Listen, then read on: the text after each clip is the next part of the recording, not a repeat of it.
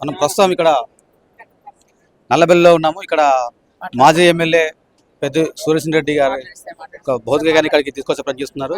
ఇక్కడ మన మాజీ స్పీకర్ మధుసూదన్ గారు వచ్చారు. ఒకసారి మాట్లాడారు. బీఆర్ఎస్ పార్టీ చరిత్రలో తనదైనటువంటి పాత్ర పోషించినటువంటి గొప్ప పోరాట యోధుడు పెద్ది సుదర్శన్ రెడ్డి.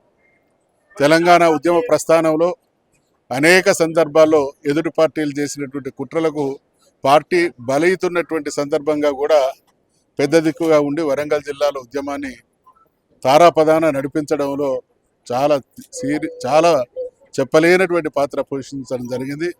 ఆ రోజు ఉద్యమ క్రమంలో అనేక మార్లు పోలీసుల వేధింపులకు, పోలీసుల దెబ్బలకు, ఒక రకంగా ఆయన శారీరక స్థితి ఈ విధంగా దిగజారడానికి ఉద్యమ కాలంలో ఆనాటి పాలక వ్యవస్థ ప్రవర్తించినటువంటి దుర్మార్గం కూడా ఒక కారణం.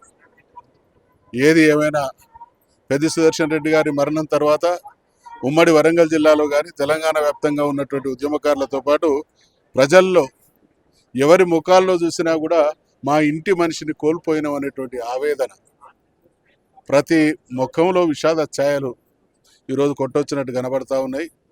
పెద్ది సుదర్శన్ రెడ్డి గారిని కోల్పోవడం నర్సంపేట నియోజకవర్గానికి, ఉమ్మడి వరంగల్ జిల్లాకు, వెరసి బీఆర్ఎస్ పార్టీకి తీరని నష్టం. తప్పకుండా ఇవాళ party BRS party Peddi Sudarshan Reddy కుటుంబం అంటే బీఆర్ఎస్ పార్టీ కుటుంబం.